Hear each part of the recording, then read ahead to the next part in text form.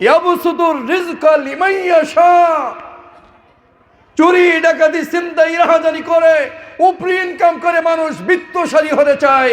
আমার আল্লাহ বলেছেন বড়লোক হওয়ার হাতিয়ার চুরি ডাকাতি নয়, সুদ ঘুষের কারবার বড়লোক হওয়ার হাতিয়ার নয়, বড়লোক হওয়ার সোপান নয়। বড়লোক হওয়ার জন্য আমার ফয়সালা লাগবে, আমার সন্তুষ্টি লাগবে, আমার মর্জি লাগবে। আমি যাকে বিত্তশালী করতে চাই সে শুধু বিত্তশালী হবে।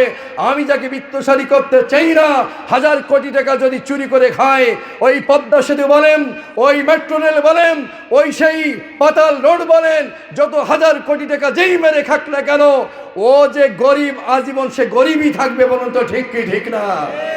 1000 কোটি টাকা মেরে দিয়ে ঘরের মধ্যে রেখে এখন অনেকে জেলখানার ওই মোটা মোটা লাল আটা রুটি খাচ্ছে। বলুন তো ঠিক কি ঠিক না?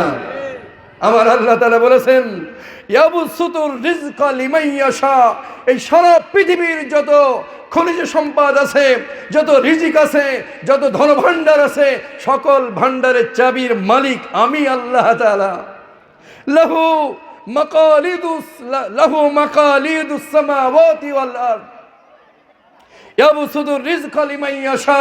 আমি যাকে চাই তাকে বিত্তশালী করি, তাকে ধনবান করি। এরপরে আল্লাহ তাআলা বলেছেন ওয়ায়াকদির, তার মানে হলো আমি যাকে চাই তাকে আমি গরিব বানাই দেই, তাকে আমি কখনো বড় লোক হতে দেই না। সুতরাং বোঝা গেল বড় লোক বানানো ছোট লোক বানানোর মালিক কে? আমি বলি নাই। আল কোরআনুল কারীমের 25তম পারা সূরাতুশ শুরার 12 নম্বর আয়াত আল্লাহ তাআলা বলেছেন ইয়াবসুতুর রিজকা লিমান ইয়াশা ওয়া ইয়াকদির। যাকে ইচ্ছা আমি আল্লাহ তাআলা তার রিজিককে প্রশস্ত করে দেই, আর যার ব্যাপারে আমার মর্জি হয় না, আমার পছন্দ হয় না, আমি আল্লাহ তাআলা তাকে সংকীর্ণ করে দেই, রিজিকের সংকট দিয়ে দেই, অভাব অনটন আমি দিয়ে দেই। সুতরাং কি বোঝা গেল আমার মা বোনেরা, আপনার ছেলে, আপনার স্বামী, আপনার ভাই যদি চুরি ডাকাতিতে অভ্যস্ত হয়, সুদ ঘুষের কারবার অভ্যস্ত হয়, পরের গম ভাই বোনের হক মেরে খেতে অভ্যস্ত হয়, আপনি হাতে পায়ে ধরে তাকে ঠেকান, বলবেন বোনের হক মেরে খেলে তুমি বড় লোক হতে পারবা না, ভাইয়ের হক মেরে খেলে বড় লোক হতে পারবা না। বড় লোক বানানোর মালিকও আমার আল্লাহ, আর গরিব বানানোর মালিক সেই আল্লাহ তাআলা।